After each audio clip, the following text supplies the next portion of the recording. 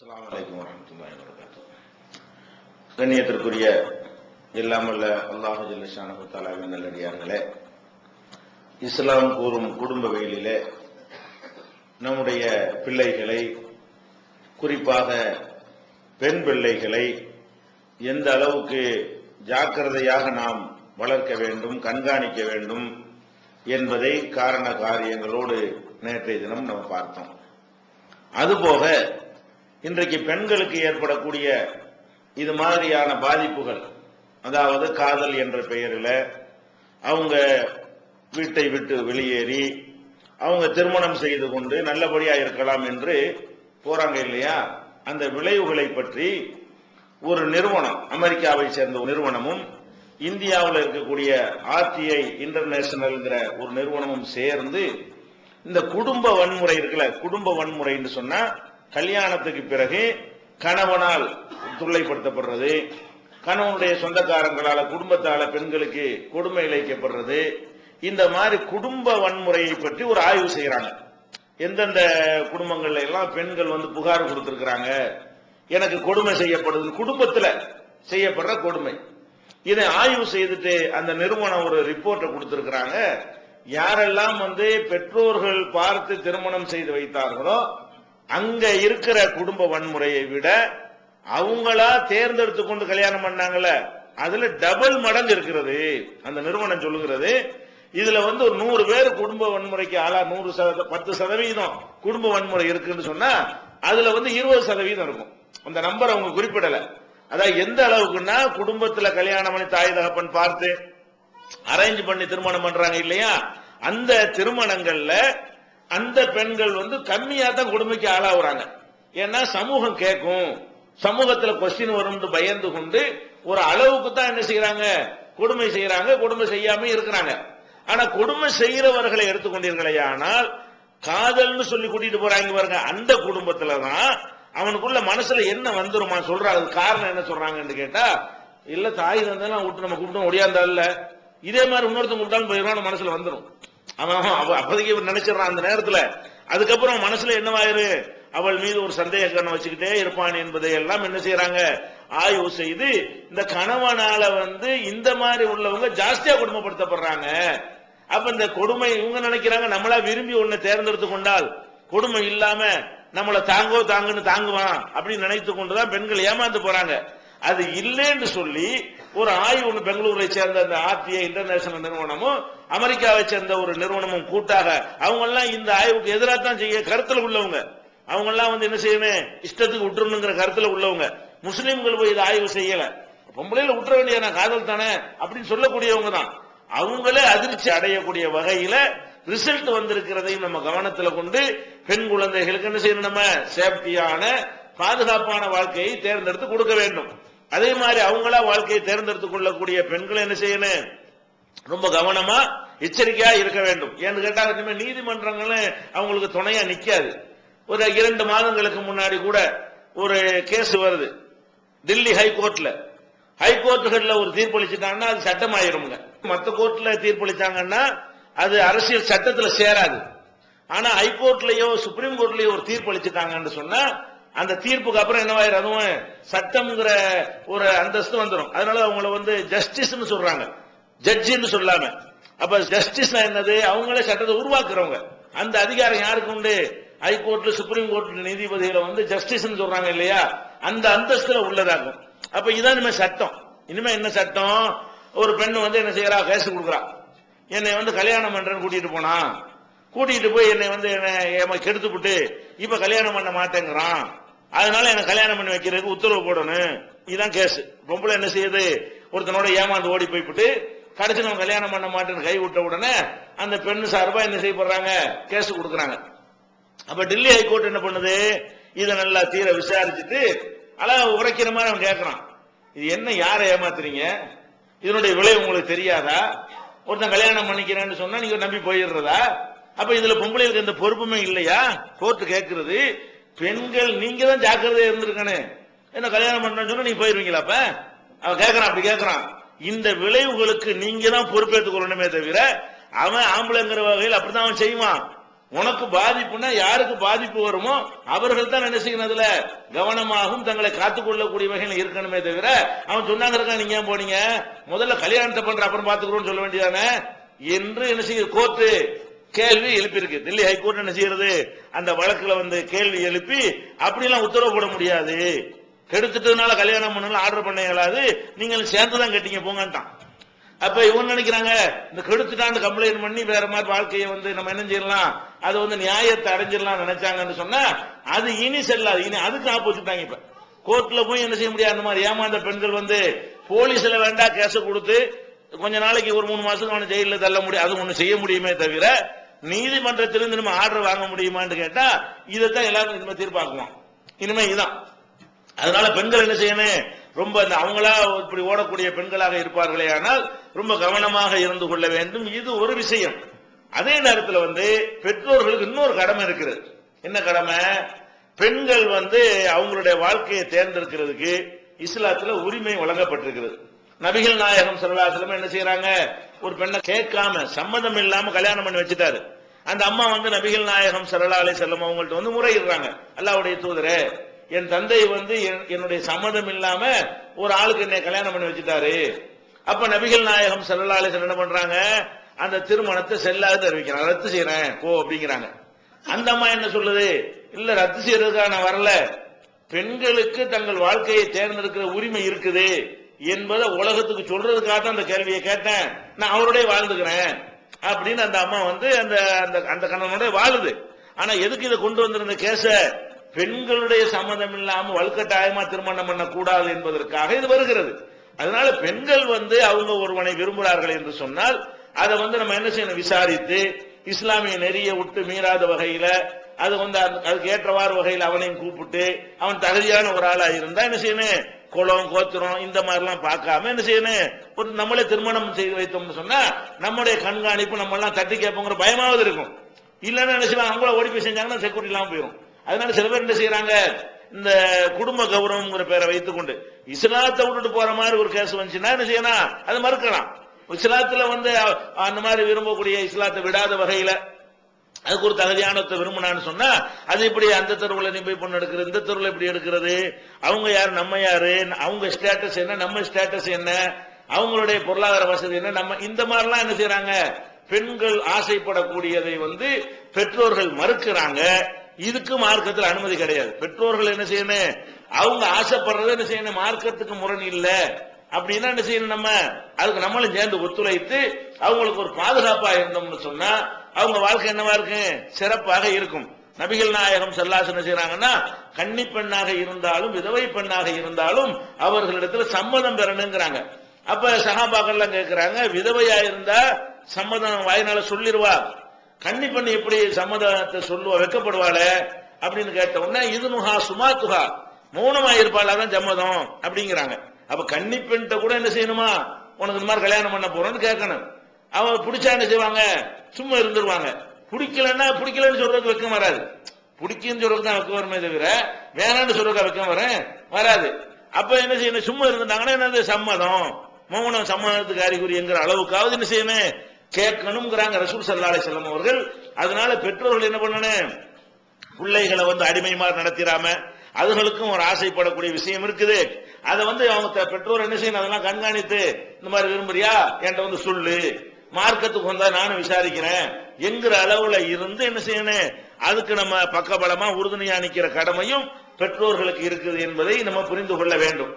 அடுத்ததாக இந்த திருமணங்கள் இந்த மாதிரி தவறான ஒரு நிலைக்கு போறதுக்கு முன்னொரு காரணம் என்னன்னு கேட்டா, திருமணங்களை அநியாயத்துக்கு தாமதப்படுத்துவது.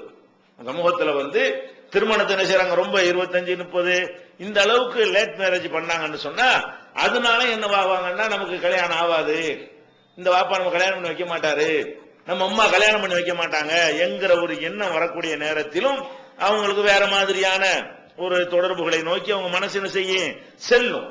அப்ப அந்த மாதிரிலாம் என்ன செய்யக்கூடாது, நம்ம தான் கவனமாக இருந்து எப்ப அந்த பருவ வயசு அடைந்து வந்து விட்டார்களோ அப்ப இருந்தா நம்ம என்ன செய்யணும், தகுதியான மாப்பிள்ள இருக்கான்னு தேட ஆரம்பிக்க வேண்டும். அப்ப இருந்தா என்ன செய்யணும், கல்யாணங்கிற ஃபர்ஸ்ட் எப்பவுமே அதுக்குரிய முக்கியத்துவத்தை கொடுக்கணும். இவங்க சொல்ற கேட்டு 30 வயசுல பண்ணுங்க 40 வயசுல பண்ணுங்க, அது உடல் ரீதியாகவும் ஆரோக்கியத்தின் கேடு. அந்த மாதிரியான லேட் மேரேஜ் பண்ணார்கள் அவங்க பிரசவம்லாம் கஷ்டமாயி போயிடும். அந்த மாதிரிலாம் பண்றது வந்து நல்லது இல்லை சயின்டிபிக்கா. அதனால என்ன செய்யக்கூடாது, இந்த திருமணத்தை லேட் பண்ணாத வகையில எவ்வளவு சீக்கிரம் முடியுமோ அந்த மாதிரிலாம் பண்ணணும். அது காரணமான வரதட்சணை பத்தி ஏற்கனவே பேசிட்டோம். அந்த மாதிரிலாம் அதெல்லாம் இல்லாத வகையில தவிர்த்து கொண்டு சீக்கிரமாக திருமணம் செய்து வைக்கிற ஒரு மனோபாவம் நமக்கு இருக்குமையானால் அந்த வேற ஒரு நோக்கத்துக்காக எடுபட்டு போறாங்க இல்லையா, அதை தடுக்கலாம்.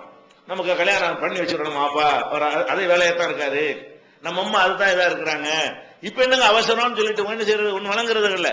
இவங்க எந்த காலத்துல கொண்டு வழங்காம என்ன செய்யறது, இப்ப என்ன அவசரம் 25-30 வயசு ஆகி போயிடும்.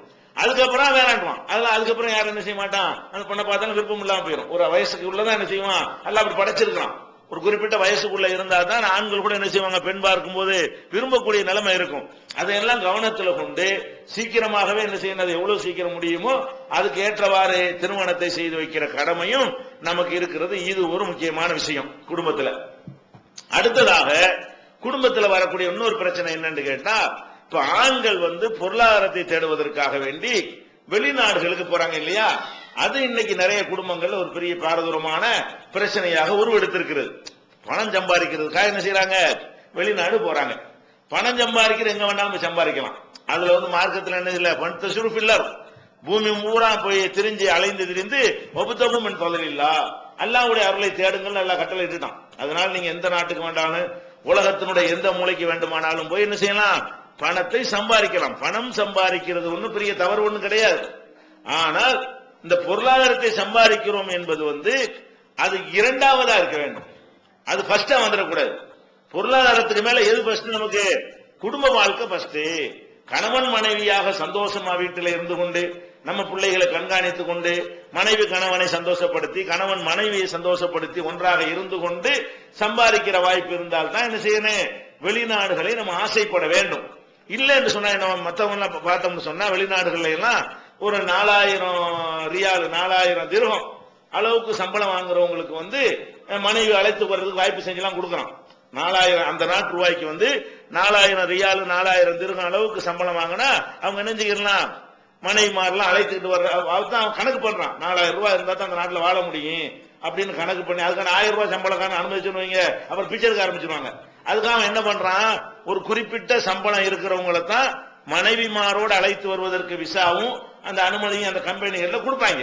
அதுல என்ன 4000 ரூபான்னு வச்சிருக்காங்க, 4000 48,000 ரூபாய் அளவுக்கு வருமான மாச சம்பளம் வந்துச்சுன்னு சொன்னா அவர் என்ன செய்யலாம், மனைவியோடு சேர்ந்து வாழலாம்.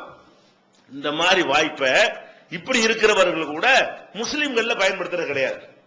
முஸ்லிம் அல்லாதவர்கள் என்ன செய்யறான், இந்த 4000 ரூபாய் சம்பளம் வந்துருச்சுன்னா உடனே மனைவியை கூட்டிட்டு போய் சந்தோஷமா இருக்க ஆசைப்படுறான். அங்க வெளிநாடுகள்ல கூட நம்ம ஆளுக்கு என்ன செய்யறான், அந்த மாதிரி வாய்ப்பு பெற்றவன் கூட நம்ம குடும்பத்தை வச்சிருந்தா 48,000 ரூபாய் செலவாகி போயிருமே, நம்ம பொண்டாட்டி அங்க விட்டோம்னா 5000 ரூபாய் சாப்பிட்டு 40 ரூபாய் மிச்சப்படுத்தலாமே இந்த காசைத்தான் கணக்கு பண்றானே தவிர மனைவியோட சந்தோஷமா இருக்கலாமே, மனைவி சந்தோஷமா இருப்பாள, வேற மாதிரியான ப்ராப்ளங்கள்லாம் வராம இருக்குமே என்று பார்த்து முக்கியத்துவம் கொடுக்கறது இல்ல.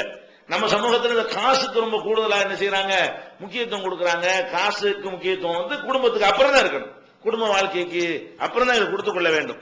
இன்னும் சொல்ல போனா ரசூல் ஸல்லல்லாஹு அலைஹி வஸல்லம் அவர்கள் ஏற்கனவே உங்களுக்கு சொல்லி இருக்கிறோம், வணக்க வழிபாடுகளை காரணம் காட்டி கொண்டு ஒருவர் வந்து மனைவியோட சந்தோஷமா இருக்க மாட்டேங்கிறாரு, ராத்திரி பூரா வணங்குறாரு, பகல் பூரா நோன்பு வைக்கிறாரு, அதை கண்டிக்கிறாங்களே, இது வணக்கத்தை விட பெருசா பணம்? வணக்க வழிபாட்டுக்காக அல்லாஹ்வுக்காக வேண்டி அர்ப்பணிக்கிறங்கிற பேர்ல கூட கணவன் மனைவி சந்தோஷத்தை இழந்துடக்கூடாது என்று சொன்னால் காசுக்காக இழந்துடலாமா? அப்ப இந்த சந்தோஷம் என்பது வந்து அவரவர்களுக்கு எப்ப அந்த உணர்வுகள் வருது அப்போதைக்கு தேவைப்படும். அப்ப என்ன பெண்களை என்ன செய்யணும்னு கேட்டா, இந்த ஆண்கள் வெளிநாட்டுக்கு போவது என்ன செய்யணும், அவங்களுடைய தேவைகளை அனுசரித்து யோசிக்கணும். இவர் பாட்டு 2 வருஷம் போயிருவாரு, 2 வருஷத்துக்கு இடையில என்ன இருக்கு, நமக்கு பலவிதமான உணர்வுகள் வரும், அவருக்கும் பலவிதமான உணர்வு வரும். அதனால என்ன சொல்லணும், இந்த ஊர் உலகத்துக்கு நம்ம வாழ வேணாம், நமக்கு வாழுவோம். வெளிநாட்டு போறது காரணம் என்ன, ஊர் உலகத்துக்காக ஊர்ல ஒரு ஸ்டேட்டஸா இருக்குமா, வேற ஒண்ணு இதனால பைசா பண்ணியும் கிடையாது. ஊர் உலகத்துல என்ன செய்யறாங்க, அவங்க மாப்பிள்ளை எங்க இருக்கிற துபாயில இருக்கான பெருமை, இது துபாயில இருக்கிறது என்ன பெருமை, இதுல என்னோட சந்தோஷமா இருக்கிறான்னு சொல்றது என்ன பெருமை, எது சிறுமையோ அது பெருமைன்னு அவங்க நினைக்கிற காரணத்தினால என்ன செய்யறாங்க, அப்படி விரட்டுறாங்க. பெண்களே என்ன செய்யறாங்க, உட்கார்ந்து ஓடுங்க சீக்கிரம், ஊர்ல எல்லாரும் கேட்கறாங்க, அக்கம் பக்கத்துல விசாரிக்கிறாங்க, எப்ப ஓட போறிய என்று சொல்லக்கூடிய அளவுக்கு இது ஒரு மோகம் பைத்தியம் பிடித்து நம்ம அழைக்கிறார்கள். இது நல்லா வழங்கிக் கொள்ள வேண்டும். இது இந்த பணம்ங்கிறது இந்த அளவுக்குலாம் ஆசையா இருக்கக்கூடாது. பண அத்தாசை வேணும் தான். பணங்கிறது நீங்க நல்லா விளங்கி கொள்ளணும். எவ்வளவு நீங்கள் பணம் வச்சிருந்தாலும் சரி, அது ஒரு அளவுக்கு தான் அனுபவிக்கணும். 10,000 கோடி ஒருத்தன் வச்சிருக்கான்னு வைங்க, அந்த 10,000 கோடி எப்படி அனுபவிப்பான்? ஒன்னு அனுபவிக்கல. ஒரு அளவு வரைக்கும் என்ன செய்யலாம்? ஒரு கார் வாங்கிக்கலாம், ஒரு 2 கார் வாங்கலாம், கொஞ்சம் ஒரு 5 கார் கூட வாங்கிக்கலாம். 10,000 கார் வாங்கி வைக்கணுமா? வேணாச்சு. 10,000 கோடி இருந்துச்சுன்னு சொன்னா அத்தனை காரை வாங்கி நிப்பாட்ட முடியாது. ஒரு பங்களா 2 பங்களா கட்டிக்கலாம். கோடை வாசஸ்தலத்துல போய் ஒரு பங்களா கட்டிக்கலாம், ஒரு 3 பங்களா கட்டிக்கலாம். அதுக்காண்டு 5,000 பங்களா கட்ட முடியுமா? இல்ல, வெறும் நோட்டா தானே வச்சிருப்பாரு. என்ன நன்மைங்கிறான்? நீங்க கோடி கோடியா சம்பாதிச்சாலும் அது என்னத்துக்கு உன்னை அனுபவிக்க இயலுமா? அது இருக்குதுன்னு உலகத்துக்கு காட்டவாச்சும் இயலுமா? அடுக்கடிக்கணும் கண்ணாடி பெட்டில் வச்சு ரூபாய் இருக்குன்னு காட்ட இயலுமா? எத்தனை ரூபாய் இருந்து மனநோய் தான் இது. இந்த பணத்துல ஏதோ நம்ம அனுபவிக்கிறோமா, சம்பாதிக்கிறோமா, தான தர்மம் செய்யறோமா, ஏதோ ஒரு மற்றவங்களோட கொஞ்சம் வசதியா வாழ்றோமா, அதுக்கு தேவையான அளவுக்கு ஆசைப்படுற வரைக்கும் அதுல ஒரு லாஜிக் இருக்கிறது, அதுல ஒரு அறிவுபூர்வமான ஒரு விஷயம் இருக்கிறது. அதை தாண்டிக்கிட்டு செஞ்சான்னு சொன்னா அவனுக்கே எவ்வளவு இருக்குன்னு தெரியாத அளவுக்கு இருந்தா அந்த பணத்தினால பெருமையும் கூட கிடைக்காது, அந்த பணத்தை கொண்டு அனுபவிக்கவும் இயலாது, அதுல எந்த ஒரு நன்மையுமே கிடையாது. அப்ப இந்த என்ன விளைக்கிறனே, இந்த பணத்துக்கு ஆசைப்படுவது ஒரு வகையான மனநோய் தான். ஒரு அளவுக்கு எது அளவுக்கு நமக்கு தேவையோ அது அளவுக்கு வைத்துக் கொள்ளணுமே தவிர அதுக்கு பின்னாடி திங்கவும் இயலாத, அதை அணியவும் இயலாது, ஒண்ணுமே செய்ய முடியாது. இன்னும் சொல்ல போனா வாரிசுகள் கூட சேராது. இது கள்ள பணம் தானே, அதிகமா பணம் இருந்து அரசாங்கத்துல கேட்பான்னு சொல்லிட்டு அங்க கொஞ்சம் இங்க கொஞ்சம் பினாமி பேர் எல்லாம் போட்டு வச்சிருப்பானுவோம்.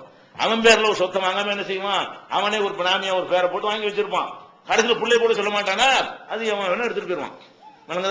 இவன் சம்பாரிச்ச சொத்து பூராவுமே அளவுக்கு அதிகமா இருந்துச்சுன்னு சொன்னா அந்த சொத்துக்கள் எல்லாம் யாருக்கு போயிருது? அவனுடைய பிள்ளைகளுக்கு, பேர பிள்ளைகளுக்கு, முன்னாடி எல்லாம் போய் சேராது. அப்ப அதனால என்ன செய்யணும்? எந்த அளவுக்கு நமக்கு நிர்வாகம் பண்ண முடியுமோ ஆசைப்படணும். அந்த ஆசை ரொம்ப முத்தி போன காரணத்தினாலதான் இந்த வெளிநாட்டு இதை ஆசைப்படுறாங்க. ஆனா என்ன வழங்க மாட்டேங்கிறாங்க? அந்த வெளிநாட்டுல நம்ம இருக்கக்கூடிய நேரத்தில் பலவிதமான உணர்வுகள் நமக்கு வருமே. உங்களுக்கு ஒரு வெளியில ஒரு பெண்ணை பார்த்தீர்களே ஆனால் உடனே வீட்டுக்கு என்ன செய்யுங்க? உங்களுடைய அந்த உணர்வுக்கு வடிகாலை ஏற்படுத்திக் கொள்ளுங்க ரசூலுல்லாஹ் சொன்னாங்களே, இது இவருக்கு செய்ய இயலுமா? வெளிநாட்டில் இருக்கக்கூடிய ஒருத்தர் நினைச்சவங்க அது மாதிரி செய்ய முடியுமான்னு கேட்டாங்க. செய்ய முடியாது. அப்ப என்னத்துக்கு நீங்க வெளிநாட்டுக்கு போறீங்க? அங்க உங்களுக்கு ஆசையே வராது. அப்ப அந்த இடத்துல உணர்வுகள்லாம் வராதா? வருதுன்னா அப்ப என்ன செய்யறது? ஏதாச்சும் ஒரு தவறான ஒரு வழிமுறை தான் அதுக்கு என்ன எந்த மாதிரி வழிமுறை நீங்க தேர்ந்தெடுத்தாலும் அது ஹராமானா தானே இருக்கு. அந்த உணர்வுக்கு வடிகால் மனைவிங்கிற முறையில் அல்லாம வேற எந்த முறையில சேர்ந்தாலும் இப்படி ஒரு ஹராம செஞ்சு விட்டு பணம் சம்பாதிக்கணுமா? ஹராமான வழியில் நம்முடைய உணர்வுகளுக்கு வடிகாலை ஏற்படுத்தி கொண்டு பணம் சம்பாதிக்கிற அவசியமான என்ன செய்யணும்? வெளிநாட்டுக்கு செல்லக்கூடியவர்கள் கவனிக்கணும். அதே மாதிரி பெண்களுக்கு என்ன இருக்குது? வெளிநாட்டுக்கு அனுப்பி விட்டு என்ன செய்யறாங்க? காலம் கட்டு போய் கிடக்கிறது. பலவிதமான ஒரு உணர்வுகள் அவங்களுக்கு வரக்கூடிய நேரத்தில் என்னவாயிரும்? பலர் தடுமாறி போயிடுறாங்க. ஆண் தொடர்பு இல்லாம இருக்கக்கூடிய நேரத்தில் பல பேரும் வர போயிருக்கக்கூடிய நேரத்தில் என்ன செஞ்சிடும்? ஒரு 100ல ஒரு 10 பேர் 5 பேருக்காவது என்ன செய்யும்? இந்த மாதிரியான ஒரு சைத்தான் நுழைஞ்சிட்டான்னு சொன்னா அவங்களும் தடுமாறி போய் அவங்களும் சிலிப்பாகி போகக்கூடிய காட்சியெல்லாம் பார்க்கிறோம். பலவிதமான தப்புகள் சர்வசாதாரணமா வெளிநாட்டுக்கு போறவர்கள் குடும்பங்கள்ல ஒரு கொஞ்சம் கொஞ்சமா அதிகரிச்சுக்கிட்டு இருக்கிறது. அப்ப நம்ம என்ன பண்ணணும்? நம்ம இப்படி வெளிநாட்டுக்கு போற காரணத்தினால நல்ல ஒழுக்கமா நம்ம இருந்த ஒரு பெண் கூட என்ன செய்யறா? தடுமாறுவதற்கு நம்முடைய பயணம் காரணமா அமைஞ்சிருது. நம்ம என்னதான் ஒழுங்கா இருந்தாலும், நம்ம மனைவி என்னதான் ஒழுங்கா இருந்தாலும் சந்தர்ப்பமும் சூழ்நிலையும் அவங்களையும் கெடுத்து, கெட்டவங்க அர்த்தம் கிடையாது, அவங்களையும் அந்த சந்தர்ப்பம் சூழ்நிலை நினைஞ்சிரும் கெடுத்துரும். அதுக்கு நம்ம ஒரு காரணமா இருக்கக்கூடாது என்றெல்லாம் நினைப்பார்களே. ஆனால் கண்டிப்பா யாருக்கு மனைவியை கூட்டிகிட்டு போய் வெளிநாட்டில் இருக்க முடியுமோ இருங்க. யாருக்கு அந்த கெப்பாசிட்டி இல்லையோ கண்டிப்பா நீங்க என்ன செய்யணும்? வெளிநாட்டை விட்டுட்டு முடிச்சுட்டு வந்துட வேண்டியதான். கஞ்சியோ கூழோ குடிச்சுக்கிட்டு என்ன செய்வோம்? இங்க இருக்கலாம். பணம் ஒரு பெரிய மேட்டர் கிடையாது. சாப்பிடுறதுக்கு இந்த நாட்டில் சம்பாதிக்கலாம். பெரிய கோடீஸ்வரன் அவருக்கு வேண்டாம், உங்களுக்கு சம்பாதிக்க முடியாம போகலாமே தவிர இங்க யாரும் பட்னியா, சவுத் ஆப்பிரிக்கா மாதிரி பட்னியா இருக்கிறானுங்க. யாராச்சும் ஒட்டி போய் வாயிரலாம், ஒட்டி போய் யாரும் இந்த நாட்டில் இருக்கானா? அப்படிலாம் பஞ்சம் பசியில சாவுற அளவுக்குலாம் நம்ம நாட்டில் நிலைமை இல்லை.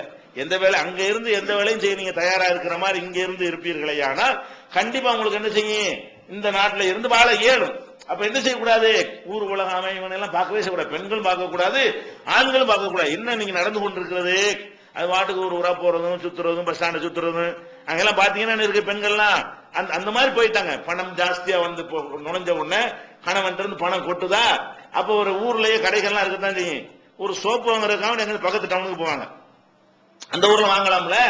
அந்த ஊர்ல வாங்குறதுக்கு வழி இருந்தா கூட ரூபா 10 ரூபா சோப்பு வாங்குறதுக்காக வேண்டி 20 ரூபா செலவழிச்சு என்ன செய்வாங்க, பக்கத்துல ஒரு டவுனுக்கு போய் சுத்தி பார்த்துட்டு என்ன செய்யறது வர்றது. இந்த மாதிரியான பிரயாணங்கள் என்ன செய்யும், பலவிதமான தீய தொடர்புகளை எல்லாம் ஏற்படுத்தி கொடுத்து பல அசிங்கமான செயல்கள் எல்லாம் என்ன செய்கிறது நடைபெற காட்சியெல்லாம் பார்க்கிறோம். அதுபோக இந்த நவீன காலத்தில் உள்ள சாதனங்கள் இருக்கு இல்லையா, அதை வச்சுக்கிட்டு என்ன செய்ய முடியுது, என்ன வேண்டாலும் பொய் சொல்லிக் கொள்ள முடிகிறது. இப்ப வீட்டுல காணாண்டா என்னவாயிரும், தேடி பதறுவாங்க. போன்ல போட்ட இந்த பக்கத்து வீட்டுல இருக்கான்னு சொல்லிக்கலாம், எந்த ஊர்லயா இருந்துகிட்டு. அது அவங்கள சேஃப்டி பண்ணுவதற்கு எது உதவுது, இந்த நவீன சாதனங்கள். இப்ப செல்போன்லாம் இருக்கிறதுனால லேண்ட்லைன் நினைச்சுருவீங்க, அப்போலாம் லேண்ட்லைன் அடிச்சு பார்ப்பான் புருஷங்காரன், வீட்டுல இருக்கா இல்லைன்னு தெரிஞ்சு போயிடும். அடிச்சா என்ன செய்யும், வீட்டுல இருந்து போய் எடுத்தா கொண்டாட்டி வீட்டுல இருக்கான்னு அர்த்தம், இல்லாட்டி வீட்டுல இல்லைன்னு அர்த்தம். இப்ப என்ன லேண்ட்லைன்கள் செல்போன் தானே, அடிச்சு பார்த்தா என்ன செய்யும், எடுத்துதான் தீரணும். எந்த இடத்துல இருந்தாலும் எந்த டவர்ல இருந்து செக் பண்ண முடியும் அவனுக்கு, அங்க உட்காந்துக்கிட்டு அவன் என்ன செய்வான், அவன் போன் அடிச்சு நம்பிடுவான், இந்த தாங்க இருக்கான், அடுத்த வீட்டுல நிக்கிறேன், பக்கத்து வீட்டுல நிக்கிறேன் அப்படின்னு சொல்லிட்டு என்ன செய்யலாம், அங்க இருந்து மெட்ராஸ்ல கூட நின்று பேசலாம். மெட்ராஸ்ல இருந்துட்டு என்ன செய்யலாம், நான் தஞ்சாவூர்ல இருக்கேன்னு சொல்லலாமா இல்லையா? அப்ப அந்த மாதிரியும் சொல்வதற்கு இந்த சாதனங்கள்லாம் வந்த பிறகு ரொம்ப தப்புகள் அதிகரித்திருக்கிறது. இதெல்லாம் என்ன செய்யணும், நம்ம யோசிக்கணும். பெண்கள் ஒழுக்கமாக இருக்க வேண்டும், ஆண்களும் ஒழுக்கமாக இருக்க வேண்டும் என்று சொன்னால் இந்த வெளிநாட்டு முசிபத்தை என்ன செய்யணும், நம்ம பணம் வருதுங்கிறதுக்காக வேண்டி ஆசைப்படக்கூடாது. ஏதோ கஞ்சிய கூட எப்படி இருந்தாலும் பரவாயில்லை, நம்ம இதுல இருந்து வாழ்ந்துருவோம். யாருக்கு அந்த மனைவி அழைத்துக் கொள்ற அளவுக்கு அல்ல ஒரு வாய்ப்பை தருகிறானோ அந்த மாதிரி சம்பளம் கிடைக்கிறவங்க போங்க, நல்ல அழகா கூட்டிட்டு போய் சந்தோஷமா என்ன செய்யுங்க, சுத்தி பார்த்துட்டு வாங்க. அங்க இன்னொரு நாட்டுல இருந்து நல்ல கல்வி தரம் எல்லாம் கிடைக்கும், நல்லா செய்யுங்க, தப்பு கிடையாது. இதை புரிந்து கொள்ள வேண்டும். இன்னும் சொல்ல போனால் இப்ப என்ன செய்யறாங்க தெரியுமா, எந்த அளவுக்கு நிலைமை ஆயிடுச்சுன்னா, பல ஊர்கள்ல இந்த கண்காணிப்பு கேமராக்கள் வைக்கிற அளவுக்கு ஆயிடுச்சு. அதாவது வீடுகளில் இருக்கக்கூடிய பெண்கள் வீட்டுல தங்காம ஊர் சுத்துறார்கள் என்கிற ஒரு பிரச்சனை ஆகி போய் அது பல ஜமாத்துகள்ல கொஸ்டின் ஆகி போனவங்க என்ன செய்யறாங்க, ஜமாத்துகள்லயே தெருக்கள் பூரா இப்ப கேமராக்கள் கிட்டத்தட்ட ஒரு 5-6 ஜமாத்துல தமிழ்நாட்டுக்கு வச்சுட்டாங்க. நீ நவீன டெக்னாலஜி வச்சுதான் நீ ஏமாத்துற செல்போனை வச்சுக்கிட்டு. அதே மாதிரி அவன் என்ன செய்யறான், நவீன டெக்னாலஜியை வச்சு ஒவ்வொரு தெருவுலையும் கேமரா போட்டுருது. அங்க ஒரு ஸ்டோர் ரூம், சின்ன ஒரு ரூம் 10 ரூம் இருந்தா போதும், அதுல உட்காந்து கண்காணிக்க வேண்டியது. எல்லா தெருவும் இதுல தெரியும், எல்லாம் ரெக்கார்ட் ஆகிட்டு வர இருக்கும். எல்லாமே என்ன செய்யும், ரெக்கார்ட் ஆயிருக்கும். வீட்டுல இருந்து ஒரு ஆளு யாராவது உள்ளுக்கு ஒரு ஆள் போனாலும் உள்ள போறது தெரியும், ஒரு ஆள் இந்த வீட்டுக்குள்ள நுழைகிறாரு. வீட்டுக்குள்ள அளவு கேமரா வைக்க முடியாது ஜமாத்துகள், என்ன தனி மனிதனுடைய பிரைவசியா. வெளியில தெருவுல யாரெல்லாம் வர்றான், திருடுறதுக்கு வருவான், கொலை செய்யறது கூட வருவான், ஊட்டி ஒண்ணு கவனிச்சுட்டு இருப்பான். அப்படி பல மாதிரியா நடந்து பல விஷயங்கள்லாம் நடந்த பிறகு என்ன செய்யறாங்கன்னா, பல ஜமாத்துகள்ல ஒவ்வொரு தெருவுடைய முனைகளையும் கேமரா வைத்து ஒரு 10 தெரு இருந்தா ஒரு 10 கேமரா. கேமரான்னு பெரிய இந்த மாதிரி வீடியோ கேமரா கிடையாது, 1000 ரூபாய்க்கு கேமரா. இந்த கேமரா எவ்வளவு, 1000 ரூபாய் 2000 ரூபாய்க்கு நல்ல தரமான கேமரா, சின்ன கேமரா இருக்கிறதே தெரியாது.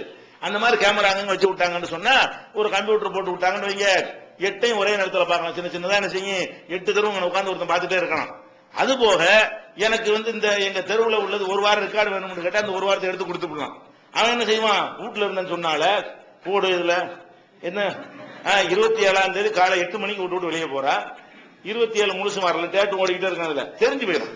இப்ப என்ன செய்யறான், எந்த அளவுக்கு ஆச்சுன்னா அந்த அளவுக்கு சந்தேகங்கள் அப்ப ஜமாத்தார்களை வெளிநாட்டில் உள்ள சில பேர் என்ன செய்யறாங்க, வற்புறுத்தி அந்த ஊர்கள் அது மாதிரியான கேமராக்கள் போட்டு கண்ட்ரோல் பண்ற அளவுக்கு ஆயிப்போச்சு. ஒரு அளவுக்கு மேல முத்தினவன எந்த டெக்னாலஜியும் கெட்டதுக்கு பயன்படுத்தணுமா நல்லதுக்கு பயன்படுத்தலாம்ல, அவன் நல்லதுக்கு பயன்படுத்தான். இப்ப நீ கெட்டதுக்கு பயன்படுத்துறீல, நாங்க என்ன செய்யறோம், அதை நல்லதுக்கு பயன்படுத்துவோம். இந்த அளவுக்கு எல்லாம் என்ன செய்யுது, ஒவ்வொரு தெருவும் கண்காணிக்கப்படக்கூடிய அளவுக்கு நன்மைதான் இது. இப்படி இல்லாத ஊர்ல கூட இப்படி செஞ்சிடலாம். இந்த மாதிரி ஒரு கெட்ட எவன் வந்தாலும் வர்றது, அவன் ஆத்த வீட்டுக்குள்ள நுழைஞ்சிடுறது, அவன் பாட்டு 2 மணி நேரம் உள்ள உட்கார்ந்துட்டு வெளியே போறது, அது எல்லாம் அங்க தெரிஞ்சிடும்ல. இவன் ஏன் போகிறான், போய் 2 மணி நேரம் கழிச்சு வெளியே வர்றான், அந்த நேரத்துல யாரு இருந்தா எல்லாத்தையும் செக் பண்ணாங்கன்னு வைங்க. இந்த தப்புகள் நடக்காம ஒரு கண்ட்ரோல் வெளிநாட்டில் இருக்கிற வரைக்கும், வெளிநாட்டில் இருக்கிறது தவிர்த்துக் கொள்ள வேண்டிய ஒரு விஷயம். இந்த மாதிரி எல்லாம் கண்காணிப்பு கேமராக்கள் போடக்கூடிய அளவுக்கு நிலைமை போய்கொண்டிருக்கிறது. ஏன் அந்த நிலை வந்துச்சு, அவ்வளவு சம்பவங்கள் நடக்கிறது, அவ்வளவு புகார்கள் ஜமாத்துகளுக்கு வருது, அவ்வளவு கேஸுகள் போலீஸ்ல இருந்து டிபார்ட்மெண்ட்ல இருந்து என்ன செய்யறாங்க, உங்க ஊர் ஆட்களும் சரியில்லாம இருக்கிறாங்க, பல விதமா நடக்கிறது எல்லாம் கடைசியில இந்த மாதிரியான ஒரு கண்காணிக்கணுங்கிற அளவுக்கு. இன்னும் சொல்ல போனா கொஞ்சம் வசதி வாய்ப்பு உள்ளவனா இருந்தான்னு வைங்க, அவன் வீட்டையே வெளியூர்ல இருந்து கண்காணிக்கலாம்ல. இன்னைக்கு அவன் நினைச்சான்னு சொல்ல நினைக்கிறாங்க, செல்போன் வச்சு நம்ம என்ன பண்ணலாம்னு சொல்லி அவன் தான் வீட்டுல ஒரு கேமரா போட்டுவிட்டு அவன் அமெரிக்காவில் உட்காந்து நினைச்சான், அவன் கம்ப்யூட்டர்ல உட்காந்துக்கிட்டு வீட்டுல உள்ள இருந்து பார்க்கலாம், வீட்டுல யாரு இருக்கா என்ன இருக்கிறா, வீட்டுல இருந்துகிட்டே இல்லைன்னு சொன்னா என்ன செஞ்சேன், இந்த கூப்பிடாது அப்படின்றான். அப்ப அந்த அளவுக்கு எந்த வீட்லயும் நிறுவனங்கள்லாம் நடத்துறாங்க பாருங்களேன். இப்பெல்லாம் என்ன செய்யறோம், வெளியூர்ல உள்ளதை நம்ம இங்க இருந்து நிர்வகிக்கிறோம். நமக்கு ஒரு தொழில் இருக்குன்னு வைங்க, டெல்லியில ஒரு கடை இருக்குன்னு வைங்க, இங்க உட்காந்து நான் பார்த்துட்டு இருக்கணும். இங்க உட்காந்து கேஷியர் என்ன செய்யறாரு, என்ன சர்வர் என்ன செய்யறாரு, எல்லாத்தையும் உட்காந்து என்ன செய்யலாம், இந்த நம்ம இருக்கிற ஊர்ல இருந்துகிட்டே அதை வந்து கண்காணிக்க முடியும். அப்ப வந்து இப்படி எல்லாம் சில பேருக்கு சிந்தனை போகுது. எப்படி நம்மள என்ன செய்யணும், நம்ம வீட்டை கண்காணிக்கணும், ஒரு கேமரா வச்சிட வேண்டியதுதான்.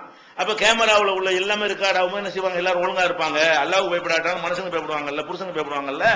அந்த மாதிரியான அளவுக்கு ஒருவர் மீது ஒருவர் சந்தேகம் வருவதற்கெல்லாம் என்ன காரணமா இருக்கிறது, இந்த வெளிநாட்டு பயணங்கள் வந்து ரொம்ப பாரதூரமான விளைவுகளை ஏற்படுத்து என்பதையும் நம்ம புரிந்து கொள்ள வேண்டும். அதே மாதிரி பெண்களை பொறுத்த வரைக்கும் எதுக்கு எடுத்தாலும் வெளியூர் போறாங்க. மார்க்கத்துல வந்து வெளியூர் போறதுக்கு வந்து வெளியே போறதா இருந்தால் மகரம் எல்லாம் போக கூடாது. எந்த ஒரு பிரயாணத்தை மேற்கொள்வதா இருந்தாலும் அண்ணன் தம்பி அது மாதிரியான துணையோட தான் போகணும். ஆனா சில ஜமாத்துகள் என்ன பண்றாங்கன்னு கேட்டா, மார்க்கத்தை பேன்றோங்கிற பேர்ல பொம்பளைய துணைக்கு அனுப்பி விட்டுறது, துப்பட்டி துணைன்னு பேரு. அதாவது ஒரு பொம்பளை போக கூடாது ஊரை விட்டு வெளியே, 2 பொம்பளைய சேர்ந்துட்டு போய்க்கலாம் அப்படின்ற உடனே இதுக்கு வந்து இந்த மாமா மாதிரி பொம்பளையில மாமி வேலை பார்க்கறது இருப்பாங்கல்ல, அந்த மாதிரி பொம்பளையோட சேர்ந்து கொண்டு கிளம்பிடுது. அவங்க போய் என்ன செய்ய, கூட்டிட்டு போற வேலையை செய்யறது. 2 ஆளா போனா ஊர்ல குற்றம் கிடையாது. பல ஜமாத்துக்கள் சட்டம் என்னது, அதுக்கு பேர் துப்பட்டி துணைன்னு வச்சிருப்பாங்க. பொம்பளை சேர்த்து ஒரு பொம்பளை போய்க்கலாம். அப்ப இது மார்க் என்ன சொல்லுது, ஒரு மகரமோட போன்னு சொல்லுது. ஒரு பொம்பளை வெளியூர் போறதா இருந்தா அண்ணனோட போ, தம்பியோட போ, வாப்பாவோட போ, சின்னாப்பாவோட போ, அந்த மாதிரி தான் போகணுமே தவிர இந்த மாதிரி போகக்கூடாது என்று மார்க்கம் சொல்லும் பொழுது இவங்க என்ன செய்யறாங்க, ஒரு பொம்பளையோட சேர்ந்துட்டு போகலாம். இது எப்படி, எந்த வகையில் இது வந்து எதுக்கு மார்க்கத்தில் சொன்னிச்சு, அதுக்கு இது உதவுமா, இது உதவ மாட்டேங்குது. மகரமுடைய கண்காணிப்பு மாதிரி ஊர்ல உள்ள பொம்பளைக்கெல்லாம் இருக்குமா, இருக்காது. அப்ப இதை வந்து கவனிக்காம என்ன செய்யறாங்க, இந்த மாதிரிலாம் செய்யறாங்க. மார்க்கத்தை பொறுத்த வரைக்கும் உங்களுக்கு வந்து வெளியே போறது ஆதாரபூர்வமான ஹதீஸ் அடிப்படையில் உள்ள சட்டம் என்னன்னு கேட்டா, 12 மைல் தூரமா இருந்தால் என்ன செய்யலாம், போயிட்டு தனியா போயிட்டு வரலான்னு இருக்கிறது. அதுக்கான போய் தங்குறது சொல்றதுக்கு அனுமதி கிடையாது. இந்த 12 மைலுங்கிறது என்னது, போயிட்டு காலைல போயிட்டு சாயந்தரம் வர்ற மாதிரி உள்ள தூரத்தில் ஒரு தேவைகள் இருந்துச்சுன்னு சொன்னா போயிட்டு வரலாமே தவிர 12 மைலுக்கு அப்பால உள்ள தூரத்துக்கு போறதா இருந்தால் என்ன செஞ்சாவனு, மகரம் வேணும். ஒரு பெண் வெளியே போறதா இருந்தால் 12 மைல் ஒரு பரீதுன்னு வருது, ஒரு பரீதுன்னா 12 மைல். 12 மைல்னா நம்ம காலத்தில் உள்ள மைல் கணக்குப்படி. அப்ப அந்த 12 மைல் தூரத்துக்கு தான் என்ன செய்யலாம், ஒரு பெண்ணு வந்து 12 மைல கணக்கு வச்சுக்கிறங்க. இந்த 12 மைல்னா 18 கிலோமீட்டர் வரும்னு நினைக்கிறேன். இந்த 18 கிலோமீட்டர் தொலைவுல உள்ள தூரத்துக்கு தான் போகலாமே தவிர அதிகமான தூரத்துக்கு அது மாதிரி பிரயாணம் பண்ணக்கூடாது என்பதையும் பெண்கள் என்ன செய்யணும், கவனத்தில் வைத்துக் கொள்ள வேண்டும். இதுல எல்லாம் நம்ம கேர்ஃபுல்லா இருந்து என்ன செய்யணும், காப்பாற்றிக் கொள்ற கடமை இருக்கிறது. இது ஒரு முக்கியமான ஒரு விஷயம். அடுத்த விஷயம் என்னன்னு கேட்டா, குடும்பத்துல முக்கியமான பிரச்சனை என்னன்னு கேட்டா, இந்த பிரச்சனைக்கு அடுத்தபடியாக பொருளாதார பிரச்சனையினாலே நிறைய குடும்பங்கள் வந்து ஒரு நிம்மதியின்மையை அடையக்கூடிய காட்சியை பார்க்கணும். பொருளாதார பிரச்சனை என்று சொன்னா கணவனுடைய போதிய வருமானம் இல்லை. ஒரு குடும்பத்துல எங்க பஞ்சாயத்து வரேன், கணவன்கிட்ட போதுமான குடும்பத்தை நடத்துற அளவுக்கு வருமானம் இல்லைன்னு ஒரு பெண்ணு நினைத்தால், அந்த புருஷன் நினைத்தால், குடும்ப உறுப்பினர்கள் நினைப்பார்களே, ஆனால் அவங்களுடைய எல்லாமே பிரச்சனையாகி போயிடும். அது இப்படி நினைக்கிறது வெளிநாட்டு போறது கூட ஒரு காரணம்னு சொல்லலாம். அப்ப இந்த பொருளாதார ரீதியாக வந்து ஒரு தன்னிறைவு இல்லை என்று நினைக்கக்கூடிய நேரத்தில் அதை வந்து ஒரு பிரச்சனையா ஒரு முஸ்லீம் எடுத்துக்கொள்ள கூடாது. ஏன், நம்ம என்ன நம்பணும், பொருளாதாரத்தை பொறுத்த வரைக்கும் அல்லாஹ் வந்து திறமை அடிப்படையிலேயோ அல்லது நல்லவன் கெட்டவன் என்ற அடிப்படையிலேயோ அல்லாஹ் அதை தருவது கிடையாது.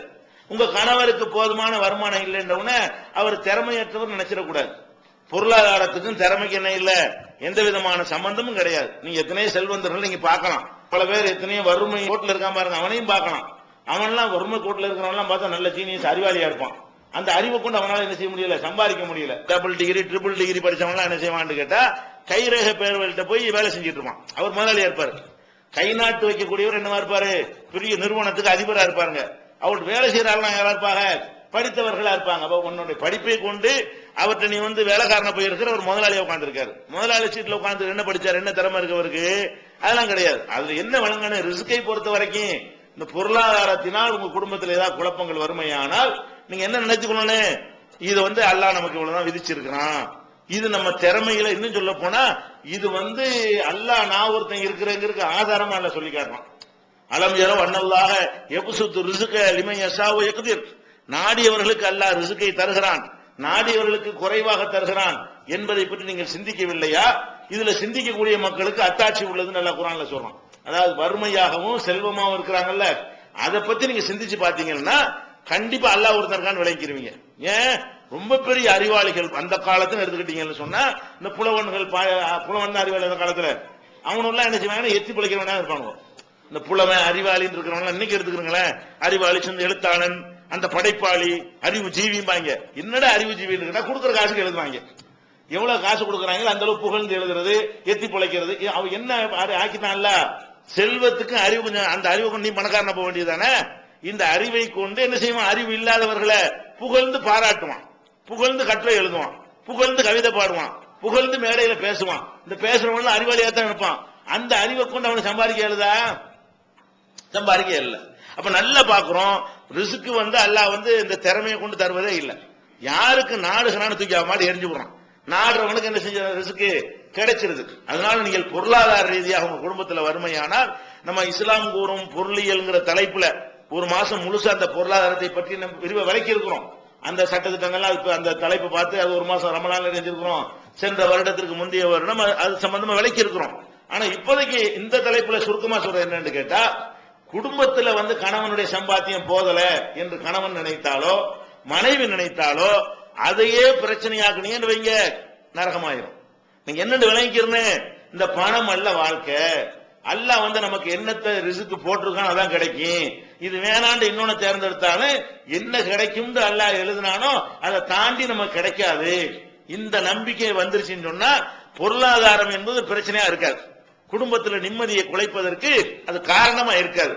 நபிகள் நாயகம் ஸல்லல்லாஹு அலைஹி வஸல்லம் சொல்றாங்க, வாலம் அன்னல் உம்மத்த ல விஜித்தமாஅத் அலா யன்ஃபுக பிஷையின் லம் யன்ஃபுக பிஷையின் லா பிஷையின் கதபஹுல்லாஹு லக. ரசூலுல்லாஹ் சொல்றாங்க, ஒட்டுமொத்த மனிதர்களும் ஒன்றாக திரண்டு உனக்கு ஏதாவது உதவி செய்கிறது என்று அவர்கள் தீர்மானம் செய்வார்களேயானால் அல்லாஹ் உனக்கு ஒன்னு எழுதியிருப்பான, அதை தவிர வேற ஒரு துரும்பு கூட கூடுதல் அவனுக்கு செய்ய முடியாது. ரசூல் ஸல்லல்லாஹு அலைஹி சொல்றாங்க, உலகமே திரண்டு உன்னை கோடீஸ்வரன் ஆக்கணும் அப்படின்னு வந்தாலும் அப்படி அல்லாஹ் எழுதினா தான் அது ஆக்க இயலுமே தவிர இல்லைன்னா என்ன செய்ய முடியாது, ஒன்னும் நடக்காது. அப்படின்னா என்ன அர்த்தம், ரிஸ்கை பொறுத்த வரைக்கும் நமக்கு அல்லாஹ் ஒன்றை விதிச்சுட்டான்னு சொன்னா வந்துடும். சில பேரை பார்ப்போம், 10 வருஷத்துக்கு முன்னாடி பார்த்தா முசாபிர் பிச்சைக்கார மாதிரி இருந்திருப்பான். இன்னைக்கு பார்த்தா அவன் பாட்டு பெரிய பெரிய கார்லையும் போயிட்டு ஆச்சரியப்படுவோம். எப்படி அதெல்லாம் சொல்ல முடியாது. இவனா இப்படி நேற்று வரைக்கும் இப்படி கிடந்தான், அவனா இப்படி இருக்கிறான், பேப்பர் போட்டுட்டு இருந்தான் அவனா, டீ மாஸ்டரா இருந்தான் அவனா இப்படி கோடி சொன்னா போயிட்டான்னு கேட்கறமா இல்லையா. அதனால அல்லாஹ் எழுதியிருக்கிறான் அவனுக்கு, இவன் இத்தனை வருஷம் அள்ளி கொட்டு அல்லாஹ் எழுதிட்டான்னா அவன் பணக்காரன் ஆயிடுவான். அதனால இந்த பொருளாதார ரீதியாக அப்படி சிக்கல் வந்தால் இந்த ஹதீஸ் நீங்க நினைச்சு பார்க்கணும். அதே மாதிரி உல விஜித்தமும் அலா எல்லோருக்கும் செய்யும், எல்லாரும் சேர்ந்து உனக்கு கேடு செய்யணும், உன்னுடைய பணத்தை எல்லாம் புடிங்கிருன்னு என்று திட்டம் போட்டாலும் அல்லாஹ் எழுதியிருப்பான, அதை தவிர வேற ஒன்னை உன்னிடமிருந்து எடுத்து விட முடியாது. இது நபிகள் நாயகம் ஸல்லல்லாஹு அலைஹி சொல்லிட்டு ருஃபியாத்தில் அக்லாம், எழுதுகோள்கள் உயர்த்தப்பட்டு விட்டன. அல்லாஹ் ரெக்கார்டு எழுதுறான், எழுதுறது களம் வைத்திருக்கிறான், எழுதிட்டான்ல, எழுதி சுருட்டி வச்சாச்சு, போ இனிமே கத்தி வேலை கிடையாது, உனக்கு என்ன எனக்கு என்ன எல்லாத்தையும் எழுதி முடிச்சுட்டேங்கிறான் அல்லாஹ். அப்ப ருஃபியாத்தில் அக்லாம், பேனாக்கள் உயர்த்தப்பட்டு விட்டன. அதே மாதிரி ஜுஃபத்தி சுஹுஃபு, ஏடுகள் சுருட்டப்பட்டு விட்டன. இன்னுமே முடிவு செய்யற விஷயம் இல்ல அது. உங்களுக்கு பணத்தை தருவது, ஏழையாக்குறது, எவ்வளவு தருவது என்பதெல்லாம் இன்னைக்கு உட்கார்ந்துட்டு எல்லாம் யோசிச்சுட்டு இருக்கல, அது எப்பவோ எழுதி எப்பவோ சுருட்டி முடிச்சு வச்சாச்சு, அதான் கிடைக்கும். அதனால உழைச்சிட்டு இருக்கணுமே தவிர அது கடமை என்பதற்காக வேண்டி பாடுபடணுமே தவிர, பாடுபட்டு நமக்கு இவ்வளவுதான் கிடைக்குதுன்னு சொன்னா அல்லாஹ் நமக்கு இவ்வளவுதான் தந்திருக்கிறான், இப்போதைக்கு தந்திருக்கிறான், அது கூட நிரந்தரம் கிடையாது. இப்போதைக்கு இவ்வளவு தந்துட்டு நாளைக்கு பெருசா தந்துடலாம். இன்னைக்கு உள்ள டேட்ல நமக்கு இவ்வளவுதான் இருக்கிறது, அது நமக்கு கிடைத்து விட்டது. அப்படி ரெண்டு பேரும் ஆணும் பெண்ணும் திருப்தி அடைந்து கொண்டார்களே, ஆனால் பணத்தை வைத்துக் கொண்டு என்ன வராது, சண்டை வராது. பொருளாதாரத்தில் சண்டை குடும்பத்தில் வருதா இல்லையா, என்ன தந்துட்டியா பெருனா வந்தா சண்டை, நல்லது கெட்டது வந்தா சண்டை, அந்த வீட்டுல தந்தாங்க இந்த நாள் அப்படி கேட்கறாங்களா இல்லையா, அது வேணும் இது வேணும்னு கேட்கறாங்க. அவனுக்கு கெப்பாசிட்டி இருக்காது, அதுல பஞ்சாயத்து வருது. என்ன விளங்கிருன்னு, இருக்கிறதை கொண்டு வாழ்வதற்கு வழங்கி கொள்ள வேண்டும், அது ஒரு முக்கியமான விஷயம். ஒருத்தர் ரசூல் ஸல்லல்லாஹு அலைஹி வஸல்லம் ஒருத்தர் யாசகம் கேட்டு வர்றாரு. யாசகம் கேட்டு வந்தோன்னு என்ன செய்யறாங்க, ஒரு பேர்ச்சம்பழம், அங்க பேர்ச்சம்பழம் தான் அந்த இடத்துல இருக்குது, எல்லாம் முடிஞ்சு போச்சு நேரத்தில் வர்றாரு போல இருக்கு. அந்த பேர்ச்சம்பழத்துக்கு அவர்கிட்ட கொடுக்குறாங்க. கொடுத்து என்ன செய்யறாங்கன்னு கேட்டா, புதுஹா இத வச்சிக்க, இதான் இப்ப இருக்குது வச்சிக்க, லவ்லம் தாத்திஹா, நீ இப்ப இதை கேட்கறதுக்கு வரலன்னு வை, வரலன்னு சொன்னா இல்ல அத்தத்துக்க இது ஒன்ட்டு வந்திருக்கும், இது இந்த பேச மூலம் உனக்குண்டு எழுதியாச்சு, அதை கடந்திருக்கு. எல்லாரும் கேட்டு வாய்ப்பு உனக்கு பேச கடந்திருக்கு. அதை நான் இப்ப தர்றேன், நீ இப்ப வரலன்னு வை, வரலன்னு கவலைப்படாத, இது ஒன்னே தெரிய வந்துடும். உனக்குன்னு எழுதியாச்சுல, அது என்னத்தையாவது பண்ணி என்ன செய்வான் அல்ல, நீ வராட்டாலும் அது ஒன்னே தெரிய வந்துரும்பா. அப்படி ரசூல் என்ன சொல்றாங்க, லவ்லம் தாத்திகா, இதை வாங்குறதுக்கு நீ வரலன்னு சொன்னா இல்ல அத்தத்துக்கு அது முன்னிடத்துல வந்து விடும். இதுதான் மூமெண்ட் நம்ப வேண்டியது. இதை மட்டும் கரெக்டா நம்ம நம்பணும்னு வைங்க, காசு பணம் பஞ்சாயத்தே கிடையாது. இது இப்னு ஹிப்பான்ல ஆதாரப்பூர்வமா இடம்பெற்ற ஒரு ஹதீஸ். அதே மாதிரி ரசூல் ஸல்லல்லாஹு அலைஹி சொல்றாங்க, இன்னல் ரிஸ்கல யத்லுபுல் அப்த கமா யத்லுபுஹு அஜலுஹு. ஒரு மனிதன்கிட்ட ரிஸ்க் தேடி வரும், எந்த மாதிரி தேடி வரும்னு கேட்டா அவனுடைய சாவு எப்படி தேடி வருமோ. நீ எங்க இருந்தாலும் சாவு செத்துருவீல, நீ எங்க இருந்தாலும் உனக்கு சாவு வரக்கூடிய நேரம் வந்து அணிஞ்சிரும். நீ ஊரை விட்டு மாறினா சாவுலும் தப்பிச்சுக்கிறேமா. நீ எங்க இருந்தாலும் உன்னுடைய சாவு மரணம் எப்படி உன்னை விரட்டி கொண்டு வருமோ அதே மாதிரி ரிஸ்க்கு விரட்டிட்டு வந்துடும். வழங்க நீ என்ன நினைக்கிற, வெளிநாட்டுக்கு போனா தான் வரும், மார்க்கத்தை விட்டுலாம் போகணும்னு நினைக்கிற, அதெல்லாம் கிடையாது. உனக்கு அல்லாஹ் எழுதிட்டான்னு சொன்னா மார்க்கத்தை மீறாம என்ன செய்ய, ஒழுங்கா பண்ணிட்டே இரு. வர வேண்டியது வரும், கிடைக்க வேண்டியது கிடைக்கும். கிடைக்காம இருந்தால் இன்னும் நிலம் நினைக்கிறேன்னு எவ்வளவுதான், அல்லாஹ் போட்டது அவ்வளவுதான், நமக்கு அல்லாஹ் புரோகிராம் பண்ணவில்லை அப்படின்னு நினைத்துக் கொள்ள வேண்டும். அப்ப இதுவும் இப்னு ஹிப்பான்ல ஆதாரப்பூர்வமாக இருக்கிறது. அதே மாதிரி ரசூல் ஸல்லல்லாஹு அலைஹி வஸல்லம் சொல்றாங்க, லா தஸ்தபுதிஉ ரிஸ்க, ரிஸ்க் வந்து தாமதமாகுதே என்று நீங்கள் கருதி விடாதீர்கள். ரொம்ப கஷ்டப்பட்டு உழைக்கிறோம், இன்னும் கிடைக்க மாட்டேங்குது, 2 வருஷமா கஷ்டப்படுறோமே முன்னேறலையே, 10 வருஷமா கஷ்டப்படுறோமே முன்னேறலையே, 15 வருஷமா கஷ்டப்படுறோமே முன்னேறலையே, லேட் ஆகுது. அவன்ல 2 வருஷத்துல கோடீஸ்வரனா போயிட்டானே, நம்ம 25 வருஷத்துல லட்சாபதி ஆகலையே நினைக்கிறோமா இல்லையா? ஒருத்தர் 2 வருஷத்துல கோடீஸ்வரனா போயிட்டான்னா நம்ம 25 வருஷத்துல லட்சம் கூட சம்பாதிக்கல என்ன நினைக்கிறோம், லேட் ஆகுது, நமக்கு மட்டும் லேட் ஆகுது, அவனுக்கு மட்டும் சீக்கிரம் கிடைச்சிருச்சு. அது ரசூல் ஸல்லல்லாஹு அலைஹி வஸல்லம் சொல்றாங்க, லா தஸ்தப்திஉ ரிஸ்க, ரிஸ்க் வந்து லேட் ஆகுதே என்று நீங்க நினைத்து விடாதீர்கள். இன்னஹு லன் யமூத்தல் அப்து, ஒரு அடியான் சாகவே முடியாது. ஹத்தா யப்லுகு ஆகிரு ரிஸ்கின் ஹுவலஹு, கடைசி அவனுக்கு கிடைக்கக்கூடிய ஒரு உணவு இருக்குதே அது அவனுக்கு கிடைக்காத வரைக்கும் சாக மாட்டான். நீ ஏன் போட்டு பதவிட்டு கிடக்குற, உனக்குன்னு உங்களுக்கு 1 கிலோ இந்த பொருள் கிடைக்கும் எழுதிட்டா அந்த ஒரு கடைசி கிராம் வரைக்கும் நீ திங்காம வெளியே மோத்த முடியாது. உனக்கு 10 டன் அரிசியால எழுதிட்டான்னு வை, அந்த 10 டன் தின்னுதான் சாவுவ. அப்பயே போல ஆழ்த்திக்கிட்டு இருக்கிற, நீ திங்கக்கூடிய அரிசி 10 டன்னு அல்ல 1 டன் எல்லாம் எழுதிவிட்டான்னு வை, அப்ப என்ன செய்ய, அது நீ தின்னுட்டு தான் சாவுவையே தவிர அந்த ரிஸ்க் மிச்சமா இருக்கும் சாவ போறது இல்ல. அப்பயே மட்டும் அழுத்திக்கிட்டு இருக்கிற, ஒரு அளவுக்கு உழைச்சிட்டு இருக்கணுமே தவிர. ரசூல் அப்படி சொல்றாங்க, ஆகிர் கடைசி ரிஸ்க் இருக்குத அதை திங்கிற வரைக்கும், அது உனக்கு கிடைக்கிற வரைக்கும் நீ வந்து சாவு உனக்கு வராது. அப்ப நம்ம என்ன, இதுவும் ஹாக்கிம்ல இப்னு ஹிப்பான்ல எல்லாம் ஆதாரப்பூர்வமாக பதிவு செய்யப்பட்ட ஹதீஸ் தான். அதனால இந்த பொருளாதார ரீதியாக குடும்பங்கள்ல பிரச்சனை வரும்பொழுதுதான் நம்ம என்ன நினைக்கணும், அல்லாஹ் வந்து ரிஸ்கை பொறுத்த வரைக்கும் அவன் டிசைட் பண்றான். நம்ம கணவருக்கு திறமை குறைவுனால இந்த பணம் கம்மியா வரல, அவர் என்னதான் திறமை இருந்தாலும் சரி அல்லாஹ் எழுதினா தான் கிடைக்கும், அவரால் என்ற அளவுக்கு பாடுபட்டு வர்றாரு, அதுதான் அல்லாஹ் தர்றான். அதுக்குள்ள நம்ம என்ன செய்வோம், வாழ்க்கையை அமைத்துக் கொள்வோம். அவன் அப்படி நினைத்துக் கொள்ள வேண்டும். அப்ப நமக்கு என்ன, நம்ம திறமை இல்லை நினைச்சிருக்கோம். எத்தனை திறமையால அடுத்த ஆளுக்கும் அட்வைஸ் கொடுப்பாங்க, அவன் முன்னேற மாட்டான். ஏன், அல்லாஹ் எழுதல அவ்வளவுதான். அவனுக்கு 1000 பேர் பெரிய வல்லுநர் ஆக்குறாங்க, அதை தொழிலா பண்ணிட்டு இருக்கிறாங்க. உங்களுக்கு ஏற்றுமதி ஆலோசனை தருவோம், இறக்குமதி ஆலோசனை தருவோம் பாங்க. உண்மையில அவன் ஆலோசனை கேட்டு பெரிய பெரிய கோடி சொன்ன போயிடுறாங்க. அவன் உட்கார்ந்து தருவான், சீட்ல உட்கார்ந்து என்ன செய்யணும், இறக்குமதி ஆலோசனை ஏற்றுமதி நீ செய்ய வேண்டிய 2000 இல்ல நசீப் இல்ல வணங்குதா. அப்ப அந்த மாதிரி எத்தனை பேரை கோடீஸ்வரனா ஆக்கக்கூடியவர்கள் எல்லாம் கூட தங்கள் அளவுக்கு என்ன செய்யறாங்க, அவங்க அதே நிலையிலே உட்கார்ந்து கொண்டிருக்கிற காட்சினா நீங்க பாக்குறீங்க. அதனால இந்த பொருளாதார விஷயத்தை பொறுத்த வரைக்கும் நீங்கள் வந்து ரிஸ்க்னா சோறு மட்டும் கிடையாது. நீங்க வந்து ஒரு 1/2 கிலோ தங்கத்தை அணிஞ்சிருவீங்க வாழ்க்கையில, நல்லா எழுதுனான்னு வைங்க. இப்ப 50 கிராம் தான் இருக்கா, இன்னும் 450 கிராம் தங்கம் வராம சாவ மாட்டீங்க. ஏன் போட்டு ஆழ்த்திக்கிறீங்க, நல்லா எழுதினான்னு வைங்க. 500 கிராம் உனக்கு போட்டாச்சுன்னு சொன்னா இப்போதைக்கு 50 தான் இருக்கா, நீங்க என்ன செய்யணும், நமக்கு எழுதுனதா இருக்கு 500 அல்ல எழுதிருந்தான்னு வைங்க, எப்படி வந்துடும், அதுக்கு முந்தி மூத்து வராது. அப்படின்னு நினைச்சா ஏன் நமக்கு இப்ப வருது பிரச்சனை வருது, மன உளைச்சல இருக்காதுங்க. அப்படி பெரிய சுமை இறக்கி வச்ச மாதிரி போயிருவாங்க.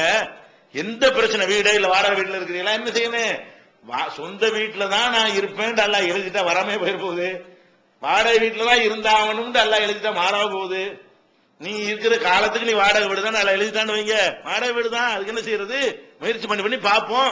கடைசி வரைக்கும் ஒர்க் அவுட் ஆகட்டேன்னு விளைக்கிறேன்னு நமக்கு எழுது நசீபு வாடகை வீடு முடிஞ்சு வச்சுக்காத.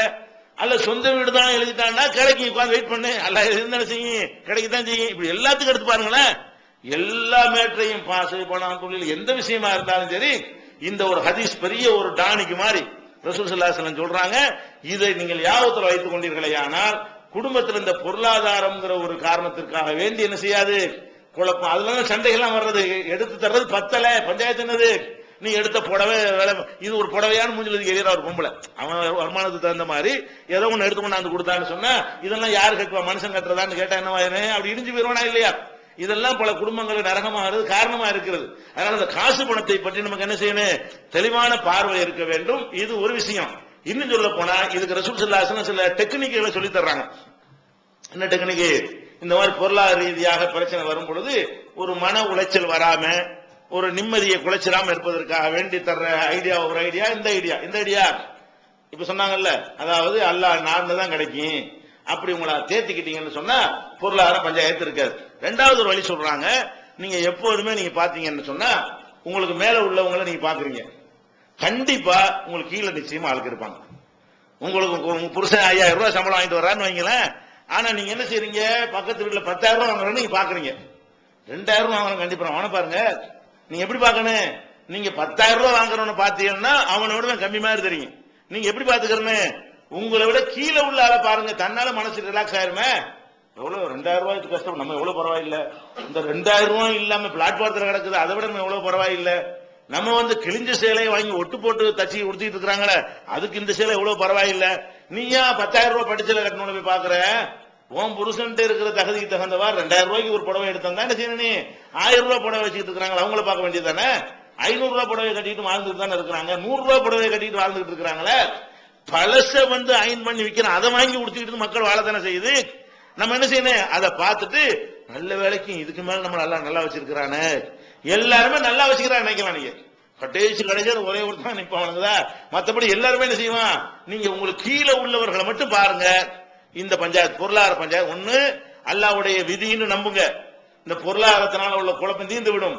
ரெண்டாவது என்ன ரசூல் ஸல்லல்லாஹு அலைஹி வஸல்லம் சொல்றாங்க, இதா நலர அஹதுக்கும், உங்கள ஒருவர் பார்க்க நேரிட்டால், இலாமன் ஃபுல்லில அலைஹி ஃபில் மாலி வல் ஹல்கி, காசு பணம் தோற்றம் அதுல எல்லாம் உங்களை விட சிறந்த ஒருத்தரை காண நேர்ந்தால், ஃபுல் யன்துரு இலாமன் ஹு அஸ்ஃபல மின்ஹு, அவனை விட கீழே உள்ளவனை போய் பாத்துரு, மேல உள்ளவனை பார்த்து ஆச்சரியம் வந்தா என்ன செய்யணும், இவனையா நம்ம போய் பார்க்கணும், கீழே பார்ப்போம். கீழே பார்த்தா என்ன, ஆஹா இவனோட நம்ம எவ்வளவு பரவாயில்லையே, இவனோட நம்ம எவ்வளவு மேல இருக்கிறோமே. ஒண்ணும் இல்லாட்டி ரோட்ல நடந்து போ, ரோட்ல படுத்து கிடக்கிற மக்களை பாரு, மழை இருந்தாலும் அங்கதான் படுத்து கிடப்பாங்க, வெயில் இருந்தாலும் அங்கதான் படுத்து கிடப்பாங்க, தாம்பத்தியமே ரோட்ல தான் நடக்கும், ஒண்ணு குளிர் கூட போத்திக்கிறதுக்கு ஒண்ணு இருக்காது, கொசுவுக்கு உனக்கு மேட்டு வேண்டி இருக்கு, பேட்டு வேண்டி இருக்குது, போர்வை வேண்டி இருக்குது, அவனுக்கு என்ன இருக்கு, ரோட்ல படுத்து கிடக்குறான். அப்படி அதை பார்த்தா நம்ம என்ன செய்யணும், எவ்வளவு நல்லா வச்சிருக்கான்ல. ஒரு மழை வந்துருச்சுன்னா அது ராத்திரில தூங்காம இந்த ரோட்ல கிடக்கிற மக்கள் என்ன செய்வாங்க, குன்னிக்கிட்டு கடை ஓரங்களில் உட்கார்ந்து இருப்பாங்களே, அந்த மக்களோட ஒப்பிட்டு பாத்தீங்கன்னா அவன் குடிச்ச கூட எவ்வளவு பெட்ரு, நம்மளை விட அவனோட எவ்வளவு நல்லா இருக்குன்னு நினைக்கணுமா இல்லையா? நமக்கு கீழே மக்கள் இருக்கிறாங்களா இல்லையா? கண்டிப்பா இருக்கிறார்கள். அப்ப என்ன செய்யும் ரசூல் ஸல்லல்லாஹு அலைஹி வஸல்லம் சொல்றாங்க, இது புகாரில 6490 வருது, இதா நலர அஹதுக்கும் இலாமன் ஃபுல்லில அலைஹி, அவனை விட சிறந்த ஒரு நிலையில் இருக்கக்கூடிய ஒருத்தனை காண நேர்ந்தால் அவனை விட கீழே உள்ள உன்னை பார்த்துரு, தன்னால உனக்கு ரிலாக்ஸ் ஆகி போயிடும், பொருளாதாரம் ஒரு பஞ்சாயத்தா இருக்காது. அப்ப எப்போதுமே மேல உள்ள பார்க்கவே செய்யாதீங்க, எந்த காலத்திலும் செய்யாதீங்க. நமக்கு மேல இருக்கிறவர்கள் கம்மியா தான் இருப்பார்கள், உங்களுக்கு கீழே இருப்பவர்கள் நிறைய இருப்பார்கள். நம்பர்ல எடுத்துக்கொண்டால் கூட கோடீஸ்வரன் எவ்வளவு இருப்பான், ஊருக்கு 4 கோடீஸ்வரன் இருப்பானா, பிச்சைக்காரன் 4000 பேர் இருப்பானே. அப்ப உனக்கு மேல உள்ள அந்த 4 பேர் பற்றி முடிக்கிறிய, 4000 பேருக்கு மேல உன்னை நல்லா வச்சிருக்கிறானே, 2000 பேருக்கு மேல நீ நிக்கிற, உனக்கு கீழே 2000 பேர் இருக்கிறான், உனக்கு மேல 50 பேர் தான் இருக்கிறான். உனக்கு மேல 50 பேர் இருக்கிற பத்தி நீ பொறாம போடுற, உனக்கு கீழே 10,000 பேர் இருக்கிறான், அவனை பத்தி பொறாம போட மாட்டேங்கிற, அவன் உன்னை பத்தி பொறாம போடுவானா இல்லையா? அப்ப நம்ம என்ன செய்யணும், கீழே உனக்கு கீழே மக்கள் இருக்கிறார்கள் நினைச்சு பாருங்க, பொருளாதாரம் ஒரு பஞ்சாயத்தா இருக்காது. இதை நம்ம என்ன செய்யணும், பொருளாதார ரீதியாக நமக்கு எந்த மாதிரியான பிரச்சனை வந்தாலும் இதை நினைச்சேன்னா ஆறுதலாயிரும். பணம் இல்லைங்கிற பிரச்சனை என்னவாயிரும், குடும்பத்துல விவகாரமா இருக்காது. அடுத்து என்ன ரசூல் ஸல்லல்லாஹு அலைஹி வஸல்லம் வழி சொல்றாங்க, ஒன்னு இந்த விதியை நம்ம சொல்றாங்க, ரெண்டாவது கீழே உள்ளவனை பாருங்கிறாங்க, மூணாவது என்னன்னு கேட்டா பொருளாதாரமே தான் எல்லாம் நினைக்காத. பொருளாதாரம் அதிகமாக இருந்தும் ஒரு மனிதனுக்கு அது நிம்மதியை கொடுக்காமல் போய்விடும், பொருளாதாரம் குறைவாக இருந்தும் ஒரு மனிதனுக்கு அது என்ன செய்யும், நிம்மதியை கொடுக்கக்கூடியதாக இருக்கும். அந்த பொருளாதாரத்தினால் நிறைவேறக்கூடிய காரியங்கள் இருக்குல்ல, அதனை யோசிச்சு பார்த்தேன்னு சொன்னா அல்லாஹ் வந்து இறையச்சம் உடையவங்களுக்கு, நல்ல மக்களுக்கு மறைமுகமான பரக்கத்து என்கிற ஒரு அருளை தருகிறான். அந்த பரக்கத்துங்கிற ஒரு அருளை கொண்டு என்னவாயிரும், கம்மியான காசுல அதிக தேவைகள் நிறைவேறும். நிறைய காசுல அது கம்மியான தேவைகள் நிறைவேறும். யாருக்கு? சில ஆளுக்கு, பரக்கத்து இல்லாத ஆளுகளுக்கு. அப்ப 1 லட்ச ரூபாய் அவனுக்கு மாசம் வருமானம் வருதும்பாங்க. கடைசியில பாத்தீங்கன்னா 1 லட்ச ரூபாய் வர்றது மட்டும் நெசமா இருக்கு. அவனுக்கு நோய் நோட்டி அது அந்த டெஸ்ட் இந்த டெஸ்ட் அது இதுன்னு பாத்தீங்கன்னு சொன்னா மாசத்துக்கு 1 லட்ச ரூபாய் செலவாயிட்டு இருக்கும். மாசம் 50,000 ரூபாய் கடனா இருக்கும். பறக்கத்துக்கு வர்ற பார்த்தான்னு தெரியும் 1 லட்ச ரூபாய் சம்பளம் அமெரிக்காவில் இருக்காராம் அப்படின்னு பேசிட்டு இருப்பீங்க. அமெரிக்காவில் சம்பாதிச்சுட்டு வந்து இங்க என்ன செய்யும், டாக்டருக்கு போயிட்டே இருக்கும். போதா இல்ல, அந்த மாதிரி எத்தனை பேர் இருக்கிறாங்க. நமக்கு அல்ல 1 லட்சம் தர மாட்டான், 2000 ரூபாய் தருவான். 1500 ரூபாய் சாப்பிட்டு 500 ரூபாய் மிச்சப்படுத்துவோம். எது நல்லது? அந்த 1 லட்ச ரூபாய் வந்து 1.5 லட்ச ரூபாய் செலவழிக்கிறது நல்லதா, 2000 ரூபாய் வந்து ஒரு நோய் நொடி இல்லாம ஒரு குரோஷன்ல எல்லா பஞ்சாயத்து நமக்கு தான் வந்துச்சுன்னா என்ன செய்யும், ஒரு தலைவலிந்து ஒரு குரோஷனை போட்டுட்டு 1 ரூபாயில கதையை முடிச்சுட்டு போயிருமா இல்லையா? அவனுக்கு என்ன செய்யும், இதே தலைவலி அவனுக்கு வந்து சொன்னா டாக்டர் போய் ரத்த டெஸ்ட் எடுங்க, அதை எடுங்க, 15,000 ரூபாய் பில்லு.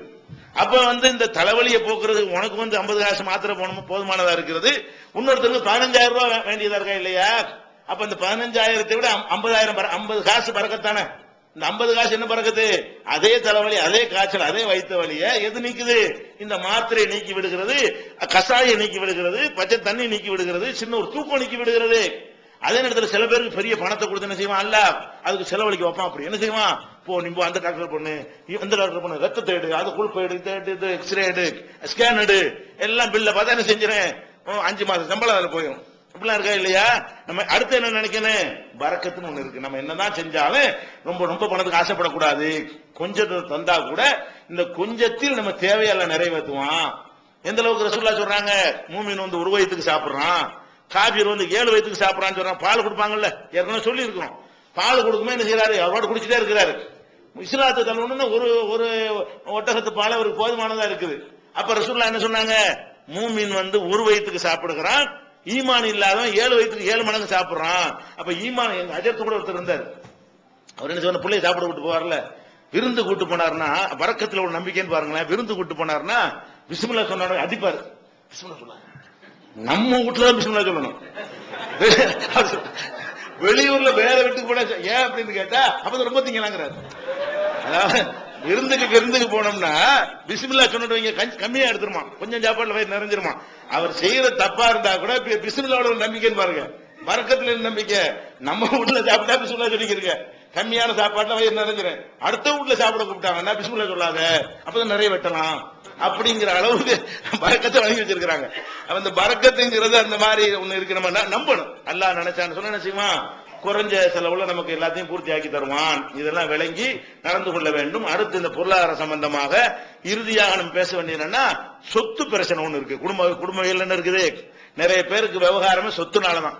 சொத்து பிரச்சனைகள், பெண்களுக்கு சொத்து இல்ல, அந்த பிரிச்சு கொடுக்கறதுல உள்ள தகராறுகள்லாம் பெரிய பாரதூரமான ஒரு விளைவை ஏற்படுத்தி கொண்டிருக்கிறது.